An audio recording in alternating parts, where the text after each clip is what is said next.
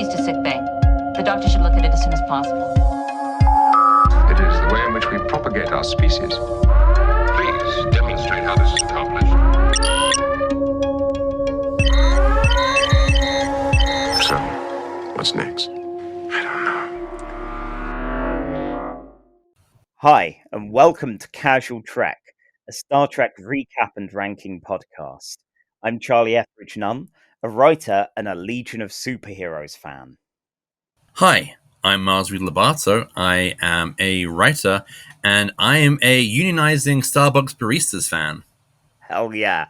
So, in this podcast, every episode we'll be watching stories from 3 different Star Trek shows or films, and we'll be ranking them on a big list of best to worst. We both love Star Trek, but it's far from our first fandom. So, in our opinion, that makes us the ultimate objective voices on such a task. Last episode, we ranked the first 3 live-action Star Trek pilots.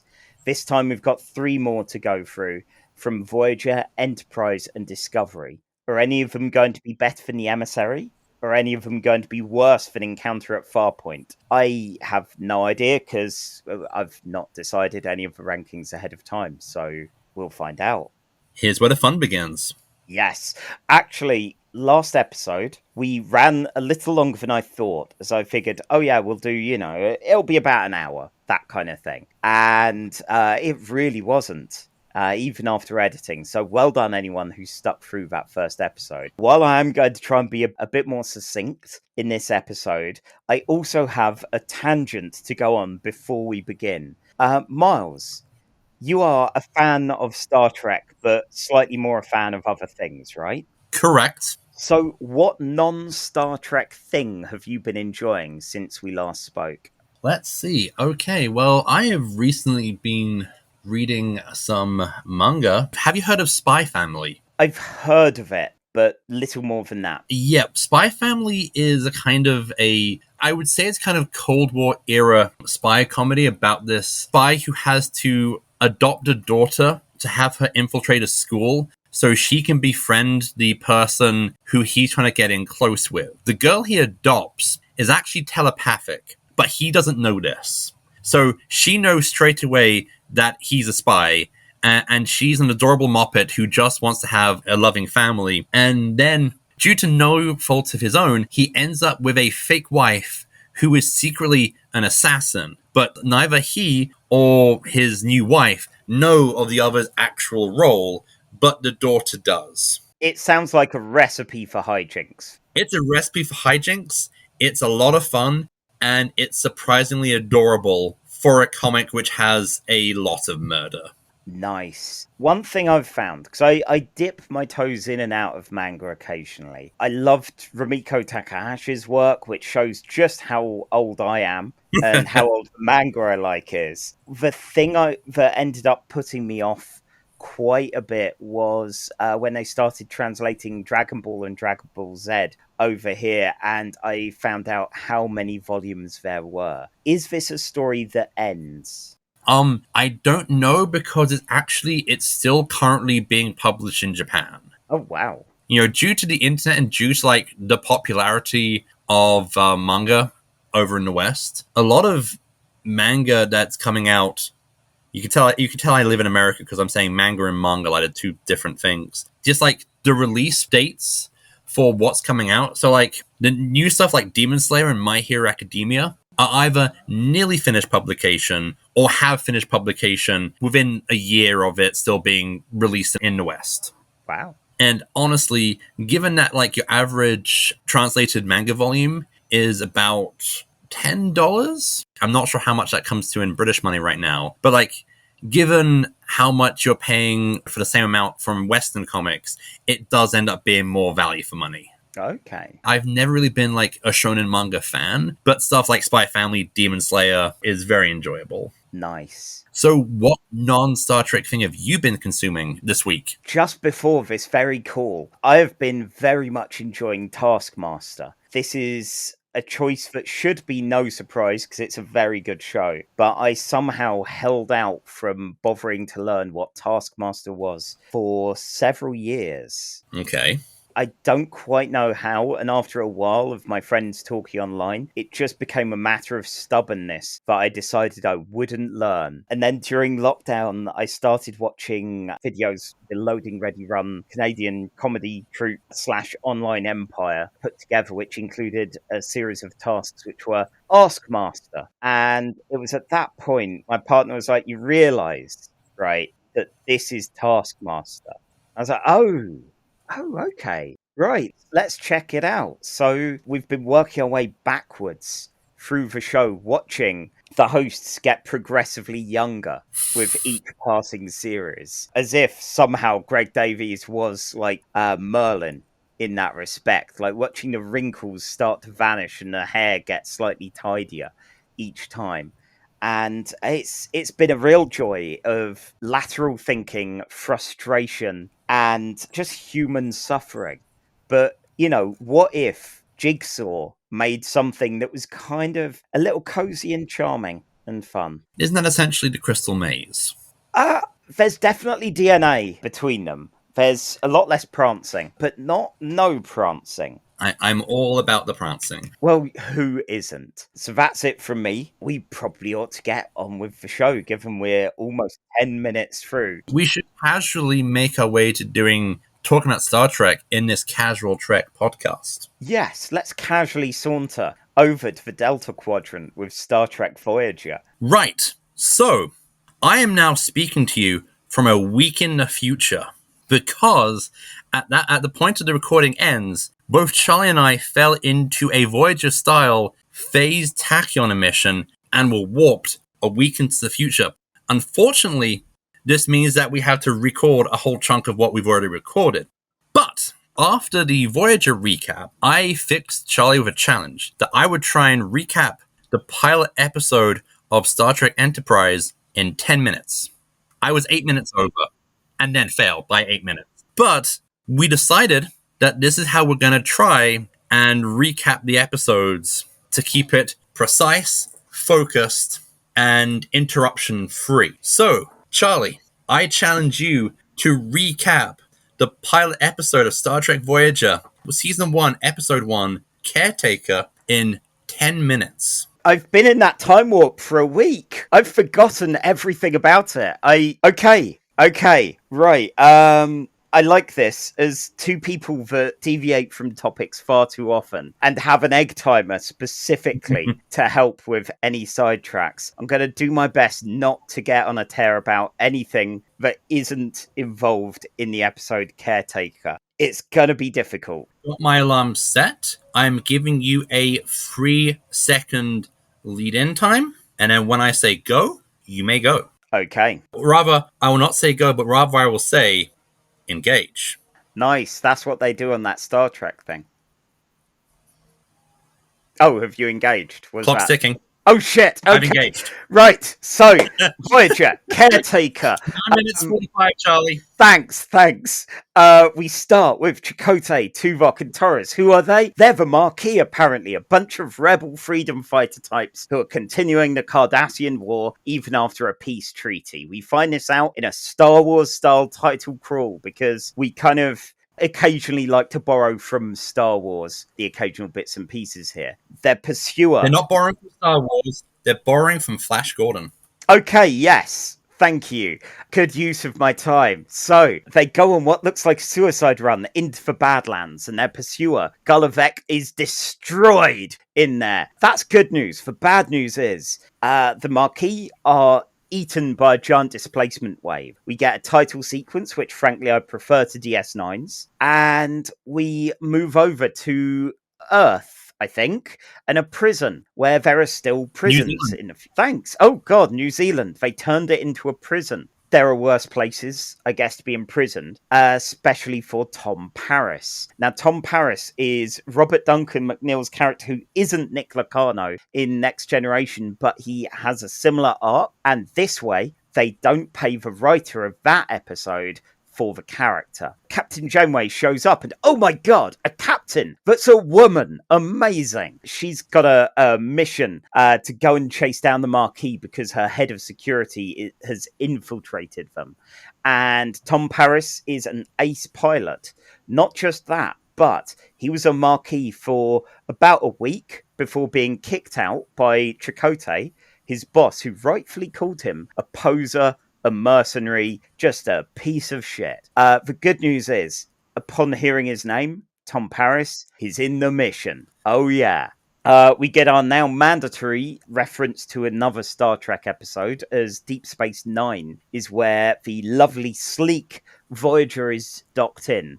And we get Lieutenant Stardy, a Beatoid who has none of Paris's nonsense when he tries doing his best Riker-style flirting. But she tells him all about the gel packs and the smaller crew size and all of the technical specs of Voyager. Certainly, she will be around for some time. We get to meet Harry Kim, who gets fleeced by Quark. He almost navigates his way out of it and then right back in by Quark having a go at him for bringing up Ferengi stereotypes. Luckily, Paris interrupts, and the two are BFFs. Instantly, their chemistry is perfect, best friends energy. It is Turk and JD from Scrubs all over again, but I guess these guys did it first. Over in Voyager, there are some doctors, ignore them, and we get to see some of Janeway's personal life, showing that she is a person as well as a captain. She's got a man and a dog. And a woman. Hmm? She's more than just a captain and a woman. Of course. Thank you. This is Star Trek. Of course. 6 minutes. Okay, great. So we get some investment just in time to show that obviously we're going to hear more of these characters. And everyone is off into the Badlands on Voyager. It's all stormy, but in a very bad CG kind of way. And they get eaten by the same displacement wave. Suddenly it's a disaster movie. Oh no, everything's going awry. People are dead. The doctor and the nurse, apparently the only medical staff here, stood at one of those consoles that they packed full of explosives and are dead, leaving an emergency medical hologram who starts up and is immediately programmed for SAS, making him my favourite character in seconds. Voyager itself, once the dust settles, they are 70,000 light years away. They're in front of some giant space array. It's all gone weird, and they're all teleported to some kind of homely old American farm. The farm has some rustic cowpoke, farmy types offering cookies and lemonade, and it's not at all suspicious. Starfleet have had several years of this exact kind of bullshit, though. So they go exploring, they find out this is all some kind of hologram, and the Marquis, who were there before, are here, having been abducted X-Files style, because that was popular at this point. So now we've had UFOs in Encounter at Farpoint, and now we're getting our alien abductions. With all that shock, oh my god, alien abduction happened, Voyager's crew are suddenly teleported back. The Marquis crew are teleported to was it Valjean, the ship there? Yeah, the Valjean, it's a Les Mis reference. Yes. They're both missing a crew member, though, Harry Kim and B'Elanna Torres. So with this news, they team up, or at least they would team up if Chakotay didn't have his chief of security betray him immediately and reveal himself as Janeway's chief of security for Vulcan Tuvok, which raises a lot of questions about being a spy without lying at all. But I recently finished a role-playing game where my entire group was spies, and none of them brought any skills involving lying. So it can work. From here, we suddenly pivot to a planet called a camper, with a race of people also called the Acamper, because they have no imagination. They have kidnapped, but for medicine, B'Elanna and Harry. They've had them teleported down from an entity called the Caretaker, who not only do they worship, but they are 100% dependent on in their weird subterranean lair. He provides them energy, he provides them nutritious goo, and demands that they look after these two. Apparently, there have been previous visitors doing this kind of thing. Over on Voyager, we meet someone called Neelix. Neelix is like a raccoon, but with a far worse personality and even less endearing traits. He's scavenging through trash, and the group bribe him with water, which apparently somehow, for a spacefaring area of the galaxy, somehow water's extremely rare here, apart from in the subterranean parts of a camper. Neelix has a bath scene, which I really hope to scrub from my memory the moment that we're done talking about this episode. And Tuvok watches, which again I'm sure he also wishes to scrub that from the old memory banks as well. Great hole. Yeah. Neelix explains there's this group of people called the Kazon, and the Charlie, Yep. 1 minute 30. Brilliant. 1 minute Okay. 30. So yeah, he explains you're going to have to negotiate with the Kazon. They know where the Acampa are. The Acampa will know or have Harry Kim and B'Elanna Torres. Really, though, he wants his child bride, Kez, who the Kazon have kidnapped after she broke out of the Acampa stronghold. She is that worrying stereotype of aliens who are only, like 3 or so years old, but look like an adult. Almost like the reverse of that terrible JRPG and anime trope. They grow up real quick, luckily, so she at least appears like a human of about an age as a Neelix, and possibly the same brain levels, although it's hard to tell with both of them here. She helps the gang break in to a camper, which looks kind of like a 90s mall. We covered the 80s style one back in the encounter at Farpoint. Now we've got slightly brighter. We've got some plant life. We've got some gardening going on. And Harry Kim and B'Elanna Torres are both done with the Acampa's nonsense and decide to break out just before the crew of Voyager beam down to rescue them, which is great timing. When all this is happening, it looks like the... Okay, I had to stop you there. That is 10 minutes. My only disappointment, you did it the good college try.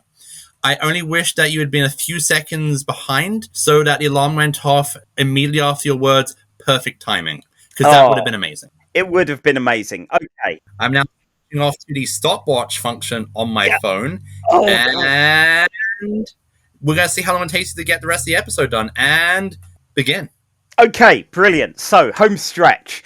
Harry Kim, B'Elanna Torres doing their own self-rescue mission. They've found an access entrance, which frankly was not difficult at all. And it's got a fire escape, I assume, at the studio lot, where they clamber up until they get covered in some wreckage.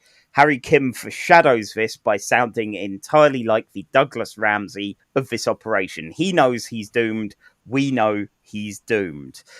Luckily, all of the others run up just in time to pry loose the styrofoam blocks that have fallen on them, get them back up and running, and they form a traditional adventuring party lineup going through corridors of traps, of falling debris, all of that kind of thing. From that, they find their way out, just about, but they leave a couple of them behind. Unfortunately, Tom Paris and Chakotay are back a bit and have to depend on each other to get out. At this point, Paris, having almost won me over by being a dull version of a Han Solo-ish rogue and getting on and protecting poor little Harry Kim, ends up getting a bit racist about Chakotay's heritage. He calls him an Indian. He asks him about shape-shifting animals, and Chakotay, for what it's worth, has a lot more patience than I feel he could have had with Tom Paris, at least long enough for him to take it in his stride and leave. The rescue is all happening. Everything's great there. What about the fact they're 70,000 light years away? What about this weird array that the caretakers set up? Well, couple of issues with that. The Kazon, despite not having any water, can fly spaceships and fly in front of the array. Janeway beams onto it to find the old Western-style banjo-playing old man from the holograms is actually the form of the caretaker, who mentions he was a spacefaring cosmic entity, arrived here, messed up the planet, and out of guilt, stifled the Acampa, protecting them to a level where they couldn't not be dependent on him. And now as he's dying, he's been looking for people to breed with. to make a child who will then look after them for him. The only potential people out of both these crew are B'Elanna Torres or Harry Kim. It's probably not the first time an ensign's been knocked up on his first day at Starfleet, but a close escape for Harry. The caretaker explains there's a Mrs. Caretaker who got pissed off with this mission, understandably, and left. So there is somewhere a Mrs. Caretaker who also has similar light-year teleporting godlike powers. This one, he's done. He's used up. He turns into a weird blob and then shrinks down into a handy paperweight, which Janeway takes away. And I'm going to be watching future Voyager episodes in the desperate hope that we see a paperweight in her office, which is actually the caretaker.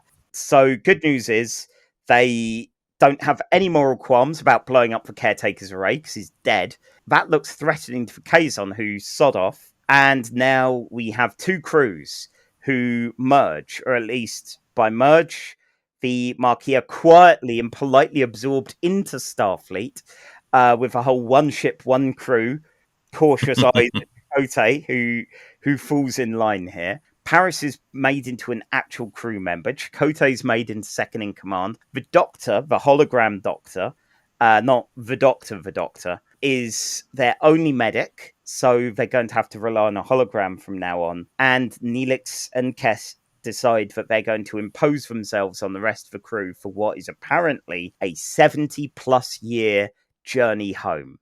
Now, these are Starfleet people, so they're going to examine any cosmic MacGuffin, any anomaly. Hopefully one of them will jump them ahead a bit of time, but they're going to have some fun with science. And that's it for Voyager.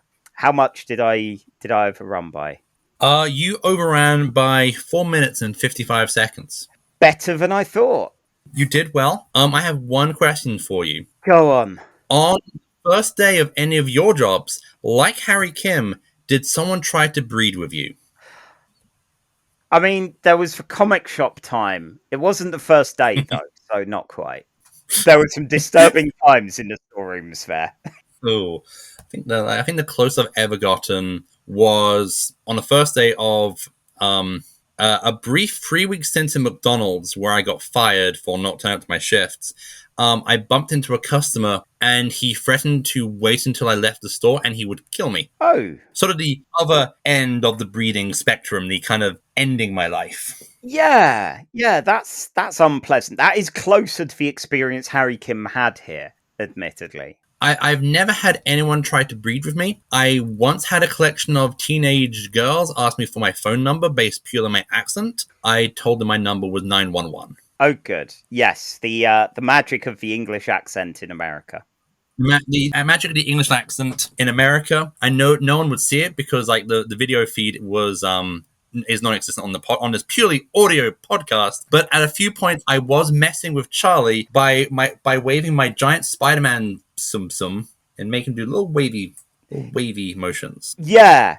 Thank you for that. I managed to not corpse during the whole thing, and I think I only babbled once or twice. You babbled a lot during the Neelix bath scene. I mean, like, I knew it was going to cost me seconds, but they needed to hear a disappointed sigh. You ventured into Lovecraftian madness, and I think you lost 3 sanity points for this episode. Okay, cool. So, yeah, opinions on this. As someone that's literally tried to boil it down into 10 minutes and got up to 14, there's both a lot and nothing happening in here. You know, it's definitely an episode of a early mid-90s sci-fi show. Yeah, it's at this point, Star Trek doesn't need to this isn't Star Trek trying to reinvent itself like TNG or with Deep Space Nine. This is traditional Star Trek to replace TNG. It just really doesn't have a lot of TNG's my kind of big hot take on the next Star Trek, The Next Generation, is that it's a 70% show where the actors are bumping it up to a good 95% show. There's a level of gravitas that they have. And to be honest, even DS9 has that kind of, I would watch all of you performing Shakespeare in the Park, you know. all these people at TNG, I'm like, I could happily hang in a pub with Geordie LaForge or Riker. I'll be worried that Riker's trying to flirt with me. I mean, I admit, wouldn't say no. From season 2 onwards, he's still disturbing without the beard. To quote Rick Mail in Blackadder, love the beard, gives me something to hang on to. And then again, you could hang out with the cast of DS9. Yeah. With Voyager, I don't think you could hang out with them. Like, maybe Harry Kim, but he's that one guy who, if you start drinking with, all he's going to talk about is his job and how excited he is to be like low-level middle management. God, yeah, it's that thing of I love the Doctor. He would be too much all business and petty grievances about his colleagues, and that's it. Those are the 2 topics. And Neelix would be having a pint. Neelix works in theory. And I think you see moments where Ethan Phillips makes it like when he's trying to be a bit more kind of Del Boy in space. And I think that's what he kind of misses. He kind of misses the roguish charm of Del Boy from Only Fools and Horses. This is one of those great British only references. It's great. I think somewhere between like Del Boy and a hostile Farscape alien. The kind that are preemptively hateful of you, even though you came to buy stuff off of them for money and weren't going to take the piss. Somehow they're already weird and angry. And that if you're with Neelix in a pub, he is going to be drinking a lot of pints and talking about how attractive his much younger girlfriend is. Oh, God. Oh, one of those. Yeah. As someone who's been to a lot of anime conventions, I believe that Neelix has a Kez body pillow. Oh, God. I don't know if you're familiar with those kind of body pillows. I don't know if they've made the show to like vendor halls of English conventions. I've been on the internet. I've been to MCM Expo. I've seen these things. God, that's a terrible point of comparison. Going, yes, reaching both our international shores are these anime body pillows. And Neelix is definitely someone who would have one. Definitely. That said, I have a friend who does own one, but it's of one of the snakes from, I think it's Metal Gear Solid 3. Okay. Complete with cigar, so more amusing than weird. Yeah, okay. More tasteful. And unfortunately that's the problem with Neelix, is that when you introduce like you said, it's like the JRPG anime of, oh yeah, she looks like she's 16, but in reality she's 600, so that's not creepy, right? It's like, no, that makes it creepier. You're actually emphasizing the creepiness. Yeah, with Kess it's got a weird element to it, because she's not old, but she's relatively human adult developed, and she will die soon as well, because they're short-lived, the Acampa. Yeah. Which maybe, like I didn't mention there in the recap, but the caretaker gives them 5 years worth of provisions. And it's like, are you expecting them to work their way out in 5 years? Or are you just going to, I don't know, give them 5 good years? Hopefully they won't have any kids. And then they'll be dead. And that'll be fine. You can just leave them to it. Maybe the caretaker's plan is just to play the Bowie song 5 years on repeat and hope they all despair themselves to death. Maybe. I admit, I got very excited when we watched Deep Space Nine. It was like, oh my God, they added story to this. They added characters to this. And this feels like a backslide slightly. It feels like, as you say, they're confident that they don't need to try at this point. It's traditional, but as someone who's been watching Strange New Worlds, you can do traditional. Traditional Trek can work. Oh, yeah. You just have to make it interesting. And there is potential. When I was watching this, I kind of got the vibe of, oh, the Delta Quadrant is almost post-apocalyptic. Like, they have no resources, and there's a bunch of space wreckage, and, like, teleporters, there's me using my Blake 7 jingo again by calling it teleporters. At least I didn't go Doctor Who and call it transmats. And they don't have transporters, and they don't have, like, working water. So it's almost like, hey, this might be this really kind of desperate, like, Wild West frontier, which Star Trek has kind of gone away from since the 60s. You've even got the Kazon as a kind of awkward almost like that kind of 1940s American Western idea of what native cultures were like. This isn't the first time that Star Trek is doing this in this episode alone. Yeah. And again, we're two cis white guys from the UK. We are the perfect objective adjudicators of the Native American experience. Oh, God. The Kazon are weird. They're the kind of thing where they are made up like if you accidentally got the terracotta makeup in the Klingon stuff and you didn't quite manage all the ridges right. So they have an odd look for them, but they're more just a gang, I guess. They're a rough clutch of people. They look like something which, like, okay, you're a gamer. You've played a lot of different RPG systems. Do they feel more like something you just picked out of the monster manual by random for a random encounter than a properly developed race and culture in their own right? Yeah, like when you go, I could pick some evil dwarves, but I'm going to go for the Dwerger instead because they've got their own entry. They're more of a random encounter species Yeah. than an actual species. Yes, I guess like lizard men compared to going, oh yeah, well, you know, if I'm fighting an elf, that's going to feel weird. But a lizardman, just because they only have monster stats, that's fine. The Cardassians in DS9 feel like a legitimate threat to DS9. And of course, you've got like the backstory with the Cardassians and the Bajorans. So they feel like a legitimate threat, which has history and context to the main arcs of the show. And Kira, one of its major central characters, like you've got Q, who is a godlike being who can snap you out of existence with a thought. Like, okay, you've got an established threat. Like, who can you have the professional acting gravitas of Sir Patrick Stewart go against? God. Yeah. You have him go against God. Okay, in Cage, it kind of falls apart because the villains of the Cage, who aren't the big bad of the show, are basically a bunch of aliens going, okay, can you just fuck? Please fuck for us. Okay, if that was a recurring villain in Star Trek, I would watch it. That's weirdly on point with the Caretaker, isn't it, actually? Yeah, I would quite happily watch an alien species, a regular occurring species in a Star Trek show, where, okay, actually a race of aliens whose entire goal is to make other races fuck for them. That's a Lexx plot. Yes, definitely. All right, egg timer. So, okay, egg timer. Egg timer. Lexx is a 1990s Canadian-German co-production, which is a weird space opera, which might be the horniest show on TV. It is far future in the dark universe, where there is a giant ship called the Lexx, which looks on one hand like a giant dragonfly. From the other side, it looks like a giant cock and balls, which can destroy planets with the balls. One of the characters is a former love slave who is now part cluster lizard, who is a horny ass-kicking badass. Unfortunately, the one guy she's attracted to on the ship is a dead guy, and dead guys don't get boners. It is weird. It is wonderful.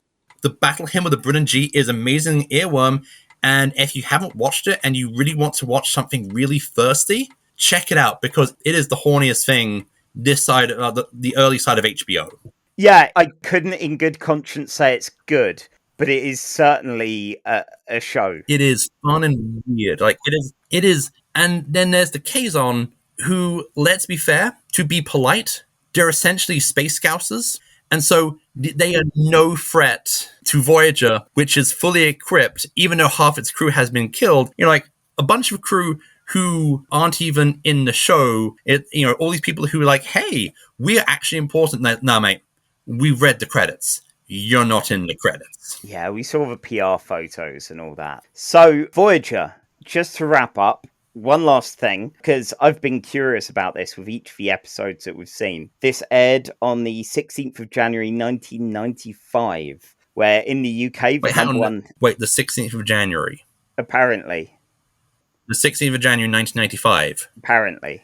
That is the worst 13th birthday present for me ever.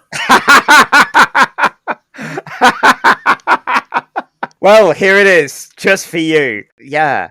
12th birthday present. Oh, which also means the number one hit, both on your birthday and on Star Trek Voyager's birthday, was Cotton Eye Joe by the Rednecks in the UK. and Dear boys God. and Boys to Men's On Bended Knee. I don't remember On Bended Knee. I very much remember Cotton Eye Joe. I remember Cotton Eye Joe because I know it purely from Harry Potter memes. Oh God, there's Yeah. right. I mean, I was 14 at the time, so of course I heard it a lot on the radio then. But anyway, with that knowledge of where we were in time with it and our experience of this episode, I know we've got Encounter at Farpoint at the lowest part of our list currently. I think this beats it as current worst. Yeah.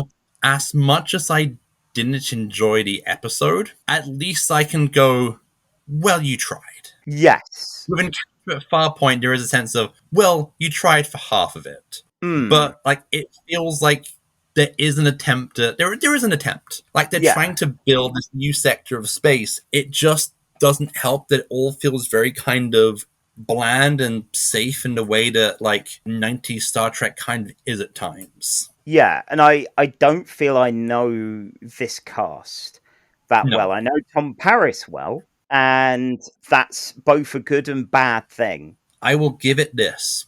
The characters don't suffer from, we're going to talk in snatches from our character bio, as TNG and DS9 suffer from a lot. The only one who suffers from that is B'Elanna, who keeps reminding us that she's Klingon to Harry every so often. I swear, I am certain that Klingons would have dealt with that situation a lot more chilled, or at least angry, but they wouldn't have just been assaulting a door repeatedly. They might have fashioned a weapon out of something, but they're not. They would construct a rudimentary leave.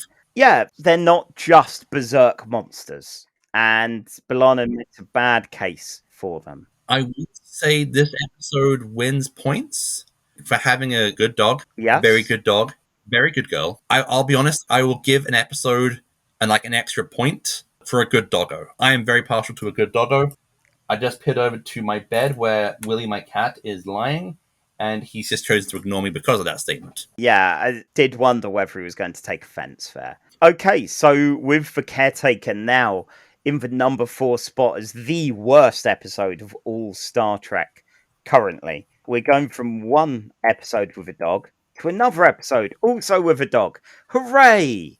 Hooray! Right, so we open with that most Star Trek of locations, a cornfield in Iowa, where this one big burly guy is being chased by these two guys who kind of look like PlayStation 1 graphics. He's been chased through this field, and they can do stretchy CGI to get underneath doors. But due to a mishap, the farmer comes out, and like all farmers in America, he's packing, but his shotgun is a phaser shotgun. And because shotguns and phasers work exactly the same, the aliens are destroyed when his corn crib explodes. And then he turns to see the guy that they were chasing come out of the corn. And, oh, wait, it's a Klingon. Oh, no, he's been shot. Oops. And from there, we cut to the best Star Trek theme tune of all time. A nice little soft rock number called Faith of the Heart, which shows us inspiring shots of sailing ships and space shuttles. One of the space shuttles is called Enterprise, which is a funny little kind of time loop because the space shuttle Enterprise was given the name because of the Starship Enterprise in some TV show, which I'm sure we'll talk about at some point. Anyway, we cut to Jonathan Archer, not Jeffrey Archer. They changed that name for good reasons, for UK import reasons. He is the captain of the NX-01 Starship Enterprise, which is a vessel which will go to Warp 5, or Warp 4.8, because the Vulcans, who have been helping rebuild Earth after the apocalypse, have been holding the humans back for fear that the universe will get human beings on it. He's getting the ship fixed up with his first officer, who engineered Trip Tucker, who is a good old boy. Been a while since Star Trek has had a good old boy in the cast. They are called back to Earth because they have found the alien called a Klingon. And the Vulcans are saying, we should just let this guy die. The Klingons have issues. And Tucker, who, there's no easy way of getting around this. Archer is kind of racist to the Klingons.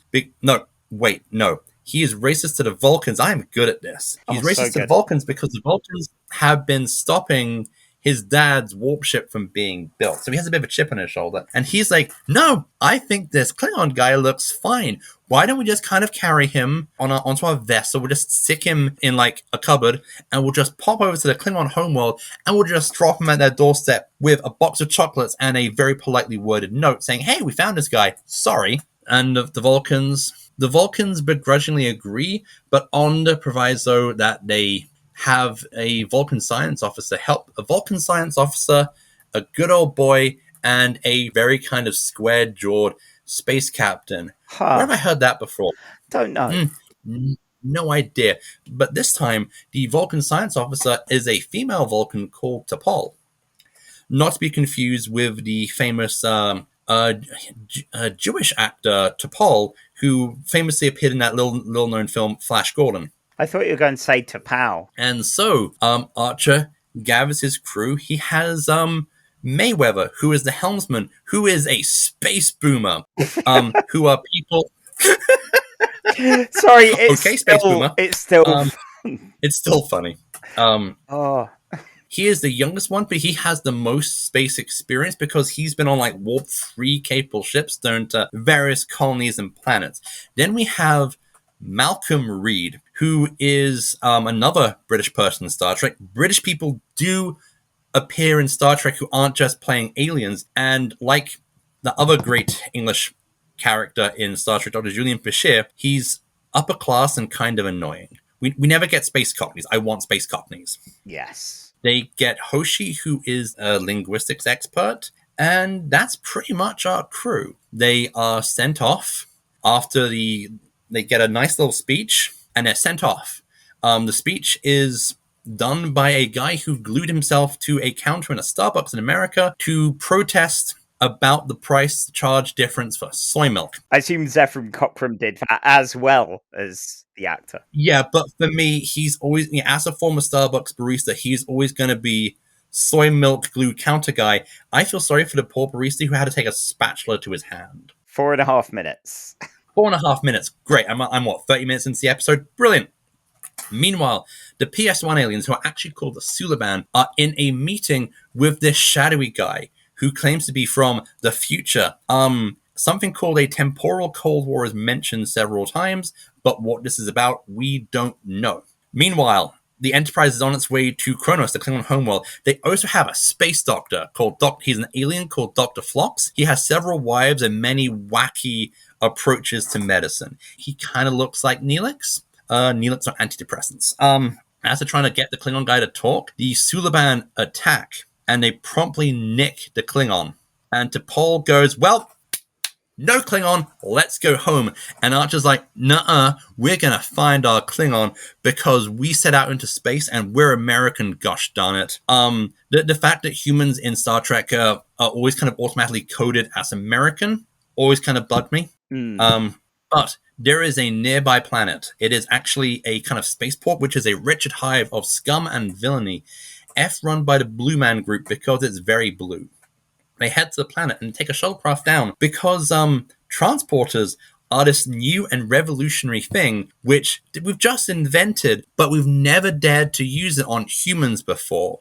Stick a pin in that. We'll check off to that later. So the crew go down to the planet, and Mayweather and Tucker get distracted by this weird, sexy space bar where blue, naked space ladies eat butterflies. That's how you get your kicks. I ain't shaming. Meanwhile, Hoshi and Archer run into, quite literally, the Suliban resistance.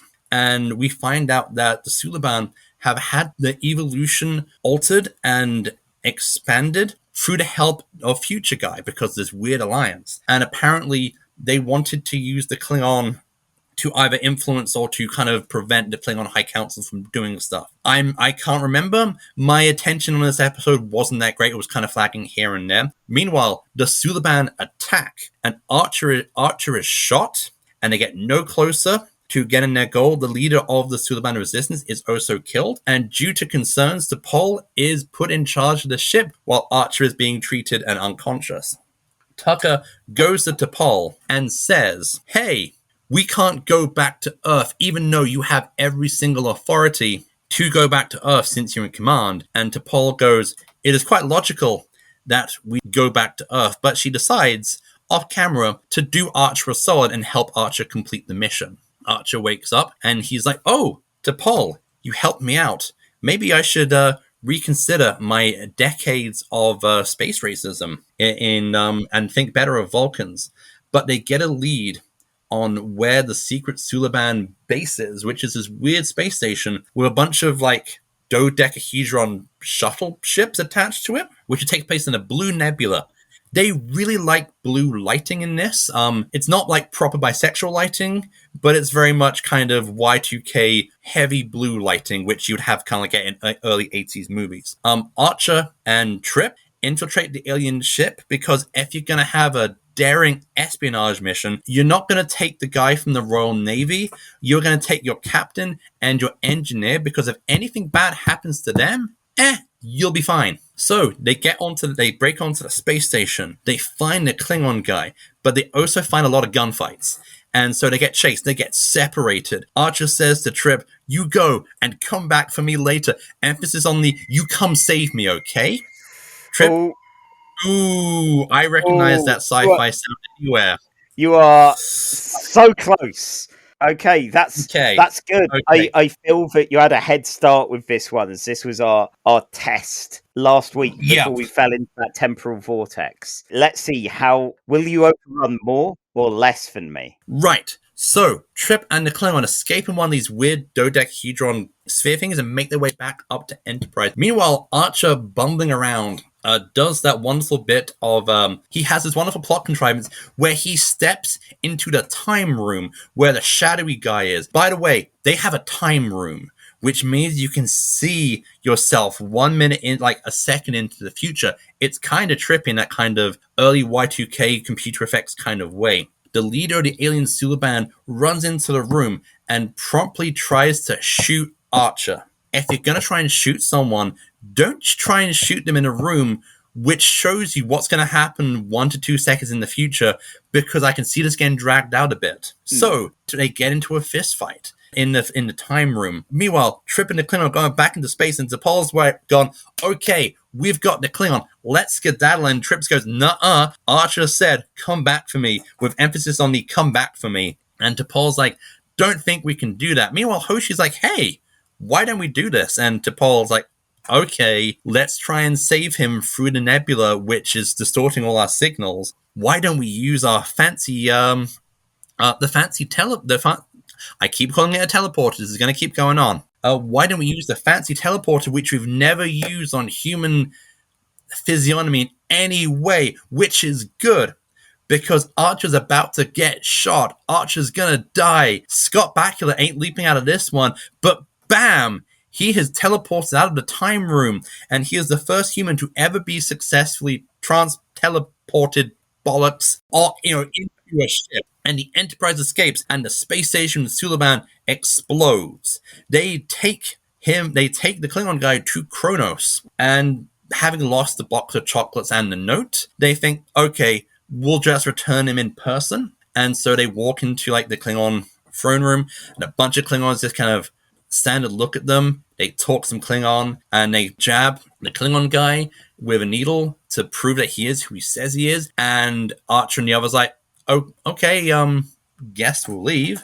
So they leave, and they get onto the ship, and having successfully completed their first mission, Archer's like, hey, guess what? Starfleet has said, you know what, since you're out there, let's try this whole explore strange new worlds kind of shtick. It sounds kind of fun. You might make a fancy TV show out of it. But Archer invites T'Pol into his room and says, oh, by the way, I'm sorry for being a horrific space racist. I promise I will try and be less of a horrific space racist in future. And T'Pol goes, I'm purely logical, okie dokie. And so the Enterprise flies off to explore strange new worlds, to seek out new life and new civilizations. And we fade out, and we get a nice little soft guitar number of the best theme tune of all time. And that is the first episode of Star Trek Broken Bow. Okay, 3 minutes 39 you overran, so you beat me this time. I will say I was biting my tongue so much to not interrupt you with all this best theme tune nonsense. What the hell? What the hell? I'm sorry.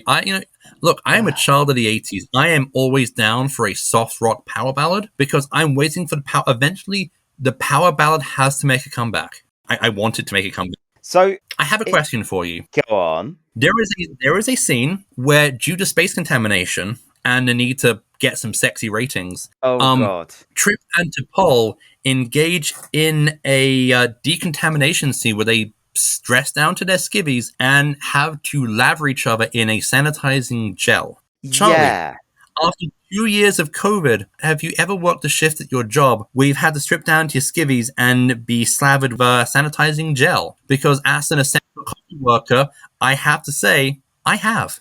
Oh, great. Yeah, no, luckily I work from home, so I was spared such horrors. But so that felt like a scene that was incredibly crowbarred in. It will only be beaten by Star Trek Into Darkness, quickly having Carol Marcus stripped down to her underwear. We're seeing the early seeds, which I think will lead to what they called sexposition for Game of Thrones. You get a bit of chatter, a bit of exposition during this scene where it feels like even the actors are very much like, this is what we're hired to do then. Like, Jean-Luc Picard never had to do this. Ben Sisko never had to do this, and here we are. You see, the sad thing for Jillian Ballock? I don't know how you pronounce it, who plays T'Pol. She's probably thinking, I am a woman in Hollywood. I am sadly always paid to do this. Yeah. That's sad. But I remember that being a thing. Now, with Enterprise, it was the first time that I'd acquired a television show in a kind of off the back of a lorry sort of format, a lorry called Kazar. And I tried. Are you sure it wasn't called Kazan? I couldn't make it through all of the handful of episodes that I got from it. I'm sure this scene happens multiple times of let's get the actors just slathering gel over each other. And I don't know about you, but in the COVID times, there is a definite, there are different levels of hand sanitizer gel. I've been to some shops where it's like, oh, you've got some nice scented stuff. I've been to some surprisingly fancy shops with some incredibly sewery smelling gel. And I desperately hope they've got better sanitizing gel in this future. Like, most of the sanitizing gel I've had to deal with for work purposes always just kind of makes me smell like antiseptic. Yeah, so I mean, aside from that, we've got Phlox, who seems to be the Neelix was such a hit with the fans. He's the wacky alien. Yeah, although if Neelix was put in a Jeff Goldblum fly machine with Hank McCoy, because he feels like he has the morality of the X-Men's Beast. He has all sorts of weird creatures, and I admit, gimmick-wise, I didn't mind the weird animals. Why are you dissing on Dr. Phlox's morality by comparing him to the second least moral member of the X-Men outside of Charles Xavier himself? And that is saying a lot. Yeah. At this point, okay, the war crimes of Hank McCoy are numerous at this point. Yeah, and I'm sure that Dr. Phlox, much like Mordin Solus from the Mass Effect series, would be down to do some war crimes if it involved playing with people's genetics. He feels like he'd be up for kind of oh, by the way, I've put this alien in you. Why? I don't know. Like the doctors of old who'd put a goat bollock in someone. I once had a bad case of goat bollocks. Oh dear. Well, the American healthcare system is more interesting than I heard that. Don't ask.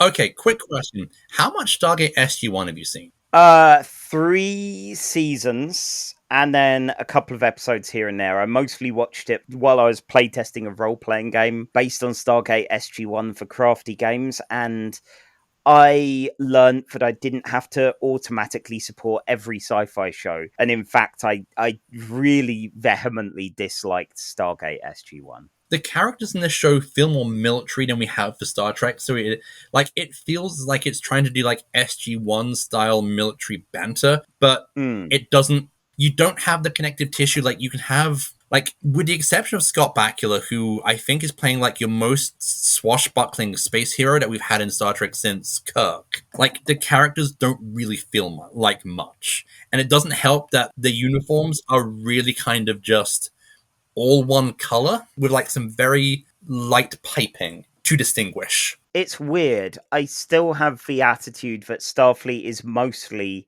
nerds and swashbuckling idiots.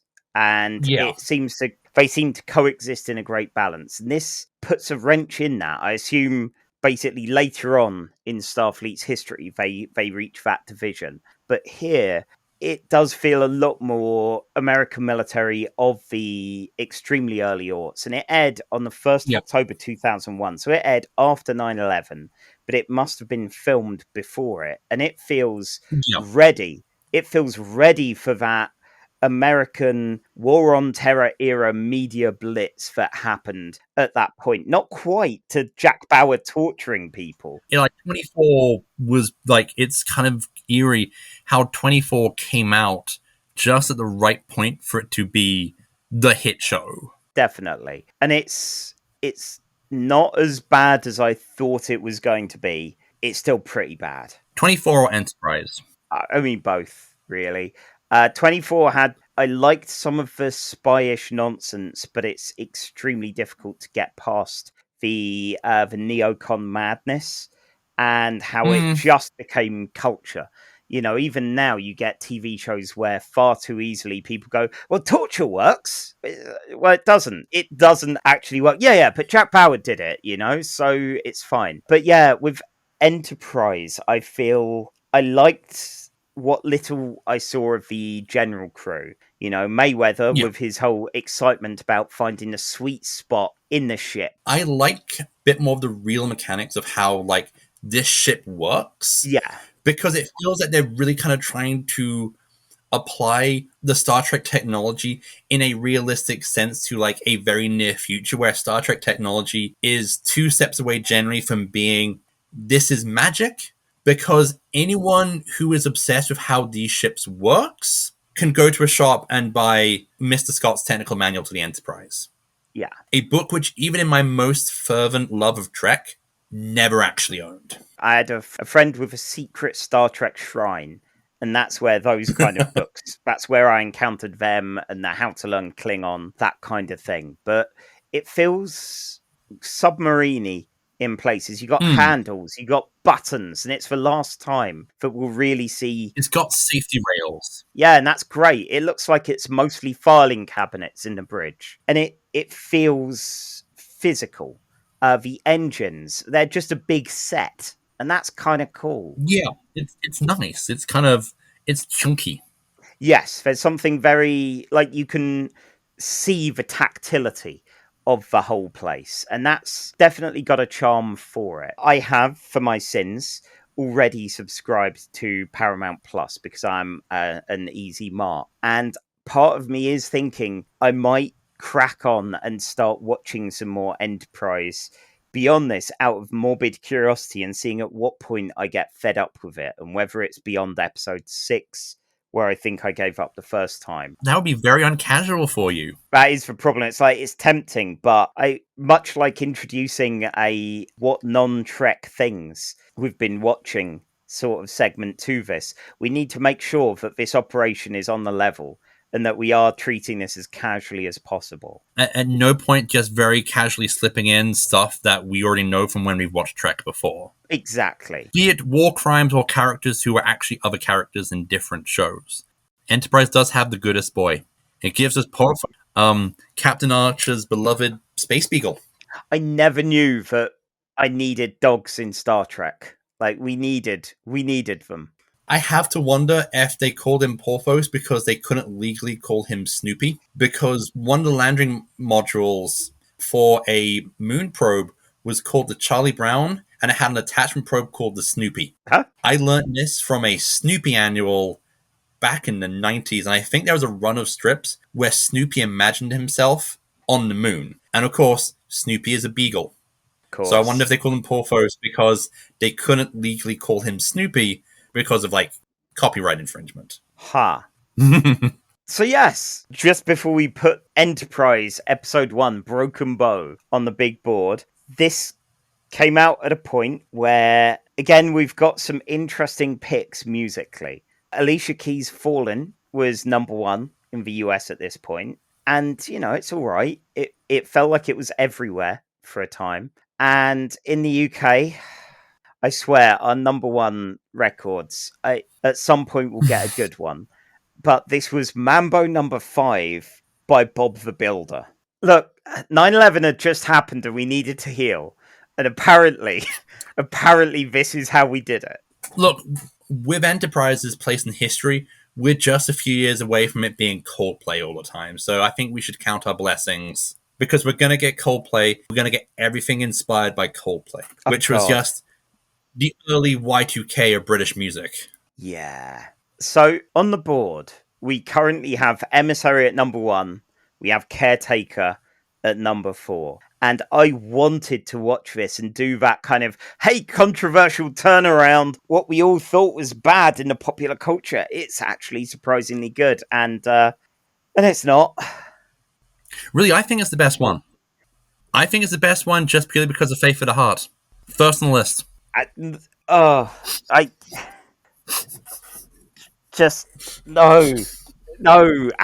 Why are you doing this to me? Am I going to have to cancel the podcast over Faith of the Heart? Or I forget what the actual name of it was even, but it's just so...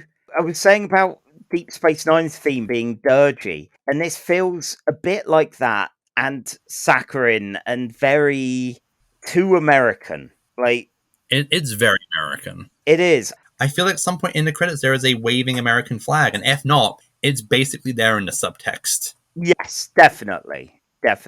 So for me, Caretaker had Neelix, yes, that was bad, but also it has promise. It has a really cool premise. It's like, yeah, let's go out in the middle of nowhere. We have a half pirate crew. We've got a criminal as our big pilot. We've got Harry Kim, who's just nice.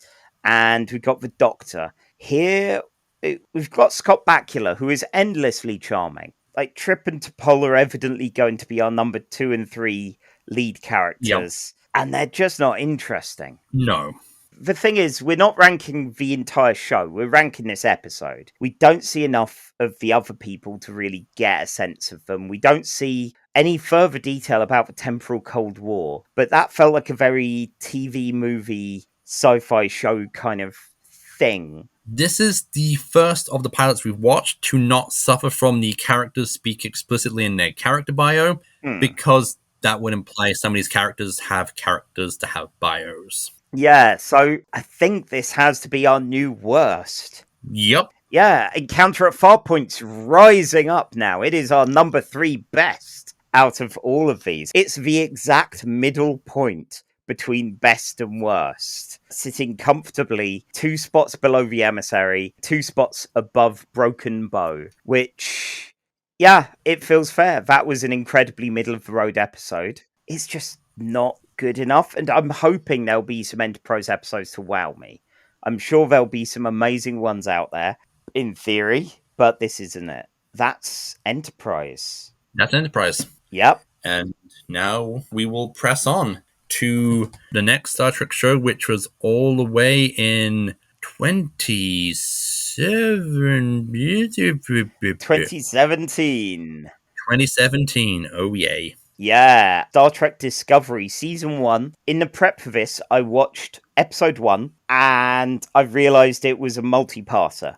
So I saw Episode 2, and I realised I'm not going to actually see Discovery in these episodes, but I'm not ploughing on, because it's got enough of an ongoing story that you could keep going. So we are just doing Episodes 1 and 2 together as one thing. It was 2017 and I was excited. I'd been excited and let down and excited in that order with the 3 different Star Trek films that had come out. and I was ready for some proper Trek. This had Brian Fuller behind it, who, in grand Brian Fuller tradition, left before it even aired, which I guess saved it from the cancellation that many of his other shows got. You can definitely see his DNA. So, are we ready to go with the timer? Let's see. Can I sum up 2 whole episodes of Star Trek Discovery in 10 minutes? Okay, and engage.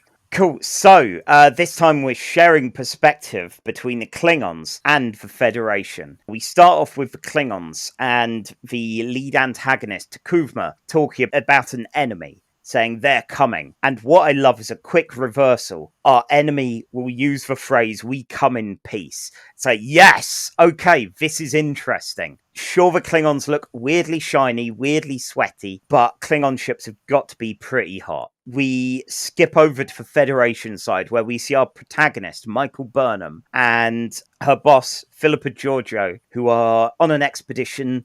They're on a deserty planet with some bug-type aliens, and they're breaking open a well, getting some water running here, and trying to quickly beam away before a storm rises. It's the kind of thing where if they mess up, they'll be trapped for 89 years. But the confidence, the kind of swagger that they've got of, we're going to do some space and we're going to be awesome at it, is intoxicating. We're going to do a Starfleet. Yeah, we're going to do a Starfleet all over this place. Isn't it great? We get a quick opening title, which is very nice kind of graphic art sort of stuff. It's a bit of a generic theme tune, but it's got a nice momentum to it. And boom, we're on a ship. Is this Discovery? No. As I said, we're not seeing Discovery in either of these episodes. We're on the Shenzhou, which is kind of a halfway house between the Enterprise and the 2009 Enterprise. It's all in Dutch angles. It's got lens flare, but it's all a bit more techie than you'd usually get. Giorgio's the captain here. Michael and Saru, who is Doug Jones's glorious alien in here, they're the big bridge crew people to focus on, and there's literally only one other character who'll carry on to the main series called Detmer, who works on the con, and I don't think is even named in these episodes. No. Michael is off fixing a relay when she sees some kind of structure which is of Klingon design, despite this not being Klingon space.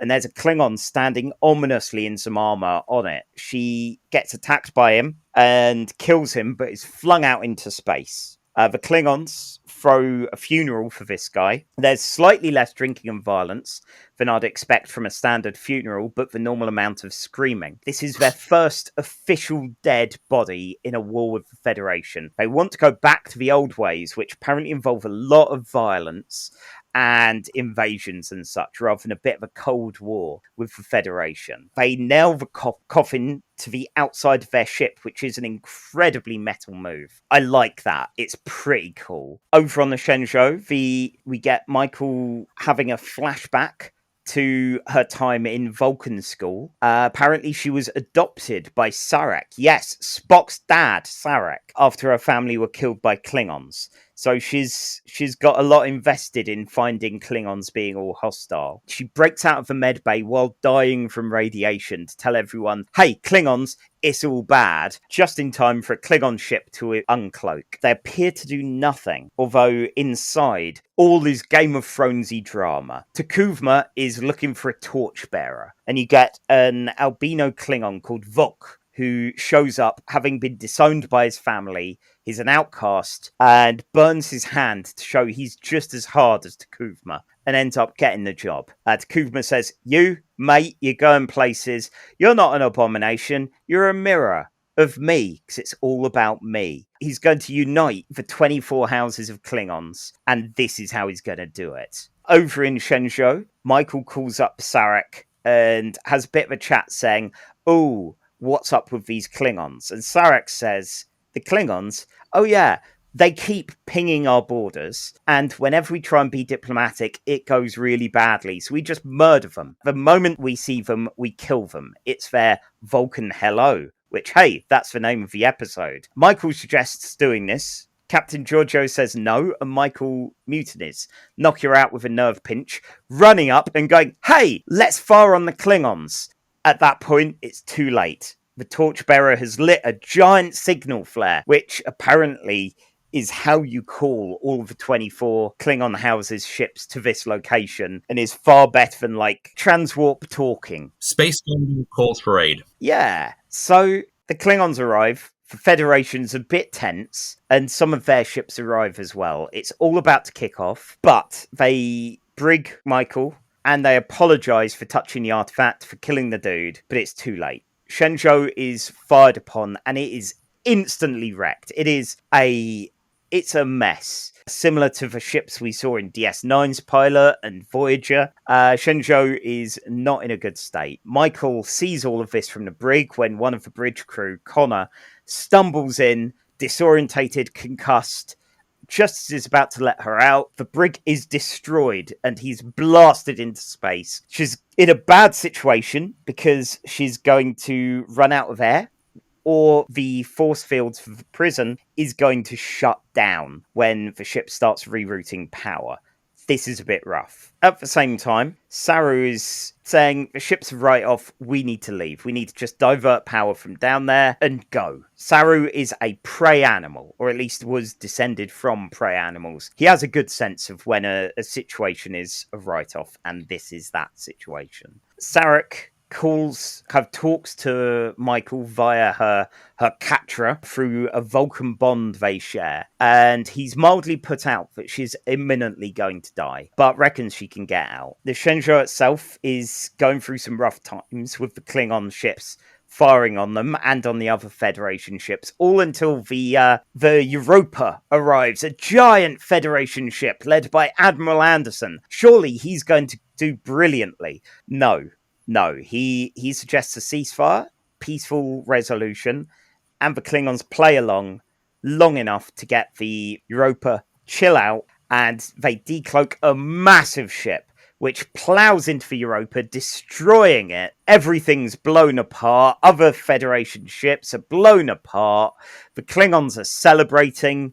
Most of them leave going, that was good, wasn't it? Leaving only the flagship behind to gather up their dead and keep nailing them to the outside of the ship, because that's good. They're also calling up for Shenzhou to say, you lot are alive because you're a warning to Starfleet, for Federation, we're going to mess you up. Obviously, Giorgio and the rest of the ship aren't having any of this. Michael does a great job of launching herself out of the prison into the hallways by out-debating the ship's computer into letting her kind of get shot out into the vacuum of space. And she runs up in time to see this plan to do something to a corpse of a Klingon, mainly by transporting stuff to it. And in the end, she and Giorgio come up with a plan to beam on board, try not to murder Takuvma, because you're going to make a martyr there.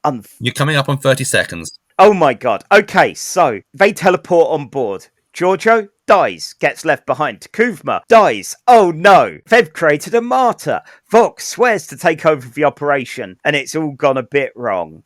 They bomb part of the flagship and they escape, only to have Michael discharged, put in prison for mutiny. She failed to stop a war with the Klingons and says, I am the enemy. End. Have I done it? 4 seconds. 4 seconds. You had 4 seconds left on the timer. Oh my word. 4 seconds left. There we go.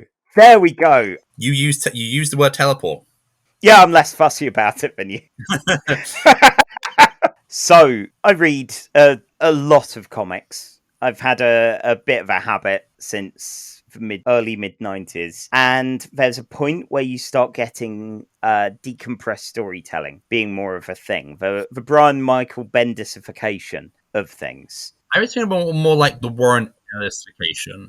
I mean, I feel it's more of a Warren Ellis thing than a Bendis thing. Mine is hopefully quite a lot less problematic than that. But yeah, for me, I don't know. I read Ellis's stuff, but I came onto his work with Excalibur, which was pretty much standard comics. With Bendis, it was Powers and Ultimate Spider-Man, and those those were very much writing for the trade. And this feels like that. This feels like, even though it's the same amount of time as the other episodes, a lot less gets done, but they do a lot more with it. They do a lot more character work, which is the thing which has been missing from Voyager and nearly non-existent in Enterprise. Like, it makes us care for Michael. It makes us care for Philippa Georgiou. Even though she's the big name guest star, we know she's not leaving this two-parter with a pulse. Yeah, she's very much for Game of Thrones Sean Bean at this point, which Yeah. will be interesting later on in Discovery episodes. But at least for now, that was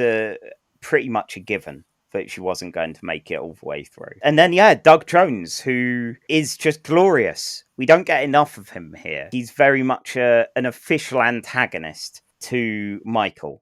Like, whatever she wants to do, he doesn't. He wants to run and hide instead. He is the one thing I don't think we've really had in a main cast of a Star Trek show, which is to have the prissy one. Normally, with Star Trek, you never get a character who's like, I think this is a bad idea. Yeah, I like a good coward. You like a good guy who's like, hey, why don't we not? Because normally when the closest you have with, like, in Star Trek would probably be Riker, which is, we could do this, or we could do this with flames. Which is how Riker rolls. I think the cold open for this one is definitely selling Star Trek and Starfleet as mission statement, which I've definitely noticed in the new shows and with the new movies, that they're very much Starfleet as an ideology and as a concept is definitely pushed a lot more than it was in 90s era Trek, where it's very much like Starfleet is our job, whereas it very much feels like Starfleet is our mission statement and overriding ideology for our actions. Yeah, I feel that I'm not necessarily a fan of either Rick Berman or Alex Kurtzman as people. Berman was very much the attitude of, I don't believe Starfleet, I don't believe this future can exist, but if you're playing in it, you have to sell it. And Kurtzman, after the Star Trek 09 kind of films, this set of series with this and with Strange New Worlds feels like it's a lot more of this was what people wanted. This is what people felt was missing. It's still very much, here is a protagonist, and we're going to make this all about the protagonist. And I admit, I like Michael in this. I like Michael where I'm at with watching Discovery, which is early mid-season 4. But there was a point, which was most of season 1 and 2, where I was like, really, Michael? Again, could we see more of the rest of the cast? Because they're interesting. It's not an ensemble show yet. No, it is. It is like your leading actor drama, and then you have like the characters around them. So yeah, and that's relatively fine. Again, I look forward to the episodes where we start seeing the rest of the cast, but the 3 main ones we see here are very good, very compelling. And as I said, and Detmer is just there. Detmer's there. And there's the one crewman who looks like a member of Daft Punk. Oh, He's like the robot one with the hell. I'm like, you're from Daft Punk. Is this why the band broke up? One of you got teleported into the future? Probably. And that's why we can't have another album, because we don't deserve nice things. Look, if any French electro band went into the future, it would be them. Would be Daft Punk. I'm looking at my notes. I want to say, I think... What? Sorry, you saying notes just reminded me. My first note on my pad for this, space. Oh my god, it's beautiful. Oh, like, they do very good space. One of my notes here is space, full stop, looks, full stop, beautiful, comma. Yeah, they did it. They made me actually care about the space of it all. I have some issue with the special effects in these shows. Because it does kind of suffer from very overly busy CG. So sometimes it's very hard to kind of get a sense of what's going on, which after like years of basically having the same model shot with a few lasers added on and then cutting to someone looking at a console going, this just happened. It's kind of nice to see a big bloody Babylon 5 space battle with none of the Babylon 5, this was made on an Amiga level of charm. Because the space battles of Babylon 5, they slap. Yes, they look like I'm playing Elite Dangerous for the PC, but the space battles slap. You can tell this is post-Whedon. The character dialogue is very much that kind of slightly snarky. We've reached that kind of post-Whedon in genre television where all the characters are subtly aware that they're on a TV show. So they're all very postmodern and winky wink, Yeah. which is sometimes my big problem with like Doctor Who, where your main character basically is one Silver Age Superman away from knowing that he's in a TV show. Yeah, I'd say it's a little less insufferable than some things like Firefly, really, because there is a level of earnestness, as I was saying with the start of it. We're gonna do a Starfleet, like We're gonna do a stuff. we're doing good, we're doing science. Like this isn't we're gonna war on some places. Like yes, it ends up a bit war heavy, but the goal isn't that. The goal is good and interesting. So yeah, it's been an entertaining one to watch. It is weird to watch, especially in slow context watching other shows, because this is Star Trek as prestige drama. Yeah. Because like you have a lot of flashbacks in the two-parters. You very rarely got flashbacks in any of the Trek shows. And so you're definitely kind of pushing Star Trek as Game of Thrones, The Expanse kind of. This is a big, expensive, portentous drama, which for better or worse, I get. It sometimes kind of gets in the way of the kind of the style and the tone, like the Klingons. Like the Klingons are very kind. Like when we have the Klingon scenes, they're all very kind of we will speak in these hushed growls, but we're speaking in Klingon and have subtitles, which makes these very long dialogue scenes kind of tedious, whereas I kind of miss the very sort of Cod Shakespearean shouting of TNG and DS9. I really wanted more of that. Definitely. These very kind of hushed, portentous whispers, like this is all very... Like, Star Trek is always kind of campy and silly, even when it's being serious, and this is too far on the, we're going to take this really seriously. Yeah, there is a po-faced level to it. And while I've got some issues with season 1, that's those episodes' issues. Like here, this is promising. The only bad side I've found is we've not yet seen the Discovery. We've not yet seen the crew, aside from the few we've seen here in the episode. So it takes a while to get going. But as a whole, I think it was a fun experience. I have a question about the plot for you. Go on. Do you think that Michael intentionally sets the phaser to kill when she shoots Takuvma? Ooh. Because, it's one of those nice phasers which has like the blink, which is from, they have it like, it's not as cool as like in the Star Trek 09 films where the phaser kind of flips around from stun setting to kill setting physically. But there is that nice little sunlight kill light, and then when she picks up the phaser, it clearly goes from a stun to a kill light, and I'm not sure was that an accident, or did Michael intentionally, because of Philippa getting killed, intentionally shoot to kill? See, she was the one saying don't martyr Takuvma, but at the same time there is that slight vengeance, that slight anger at the Klingons and what they did, and I guess knowing their hardy constitution. So I think it's one of those ones where it's interesting not knowing whether that was intentional or accidental. I think that she did it intentionally, but that is just my opinion. Yeah, like in the cold light of day, she'd go, oh, of course I wouldn't do that. Yeah,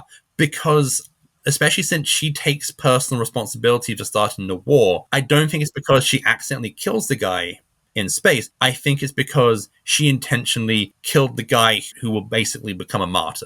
Yeah, it was good fun. It aired in September 2017, and I have some slightly less exciting number one hits. So in the UK, we had Macklemore featuring Skylar Grey's Glorious. Now, I like Macklemore. I have no memory of that song. And then over in the US, you had Taylor Swift's Look What You Made Me Do, which was from, I guess, what we could call an ambitious album in what it was attempting, but not necessarily great. Is that from hang on. That's from Reputation. 1989 was good fun, kind of nice. Lover was kind of back to that a bit, and Reputation was her trying to kind of, I don't know, do some different things, try and be not necessarily edgier, because if there's one person with literally zero edges to them, it would be her. I admittedly don't know anything. The only one Taylor Swift song I know was Blanks. I actually know and not have just listened to offhand is Blank Space. And that's because there was once this really good Doctor Who music video about the Peter Capaldi Doctor and Missy. set to blank space. I'm like, okay, actually, no, just the Doctor and the Master in general. And it's like, yes, please. I think initially I followed Todd in the Shadows music criticism on YouTube, and there were a lot of Taylor Swift things there, and ended up listening to her and going, okay, my two musical tastes are like gravelly old Tom Waits fan and basically Taste of a Teenage Girl. So this falls on that side. I admit I'm more Billie Eilish than I am Taylor Swift. Fair enough. So yeah, the one thing I'm not sure about is where it goes on our big list.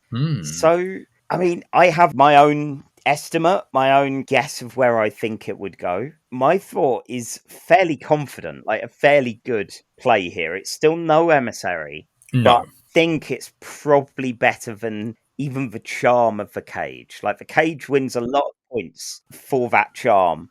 But what about you? Man, I really should have thought about this. I know that there are some trekkers out there who will immediately put this on the bottom because Michael Burnham is a woman and she has words and dialogue and she has stage directions, which because like, as we all know, if science fiction gives a woman stage directions, it's woke propaganda. Of course. And by the way, just a reminder, if you are that kind of person, fuck off. This podcast isn't for you. Get out.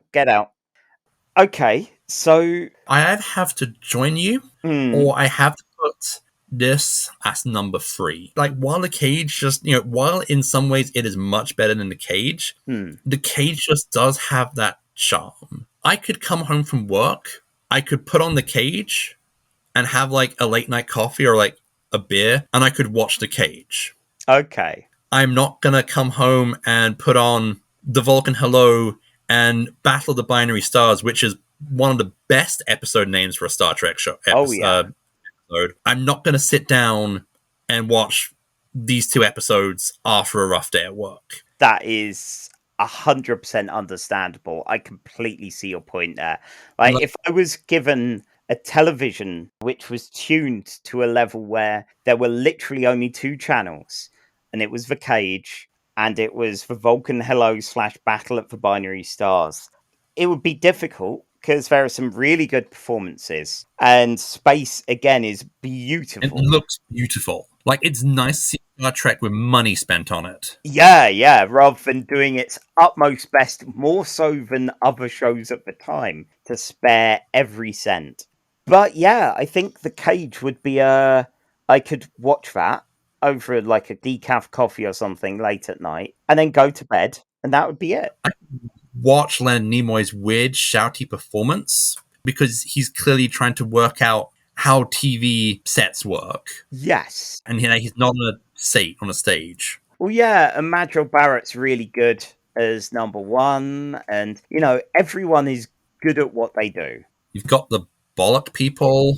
Oh, the Bollock people. Classic Bollock people. Love them. I think that, like, while in some ways it is a 2, I'm going to want to watch this less than The Cage. Yes. And, like, it really depends on, like, what is your criteria for what ranks a good episode? Is it, like, competence and quality of storytelling and craft? Or is it, like, since this is casual Trek, you kind of want to rank this on, like, a casual basis, because at the same time, you can't compare, like, a 1960s hour of television to, like, a 2017 piece of television in terms of, like, what you can do, what you can achieve. With that kind of a statement, which I 100% agree with, I do realise Picard is going to fare even worse than I thought.